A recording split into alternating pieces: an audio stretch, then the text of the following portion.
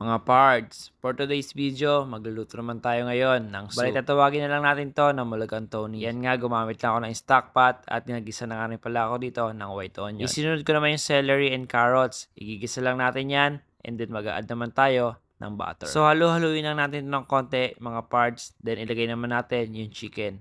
Bali, chicken breast nga pala ang ginamit ko dito. Pero mas maganda kung gagamit kayo dito ng merong bone. So, yan nga, tinimplan ko lang ng salt and pepper. And then, hinalo-halo ko lang at tinakpan ko lang para mas magisa siya ng mas maayos. Habang inaantay ko, napasilip muna ako sa bintana. At ito nga.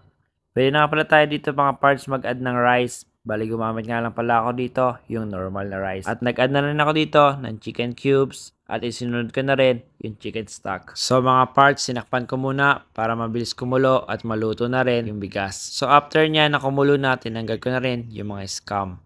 After kong matanggal, isinunod ko na nga pala dito yung apple na hiniwa ko. Nag-add na nga rin pala ako dito ng bay leaf or dahon ng laurel. So tinakpan ko lang muna yan hanggang sa kumulo. Pag kumulo na mga parts, isinunod naman natin yung onion leeks. Kung sa tingin nyo natatabangan pa kayo mga parts, pwede nga rin pala kayo mag-add dito ng salt and pepper. Ganyan lang natin ng konting garnish, then serve with sour cream. Yun lang, finish na.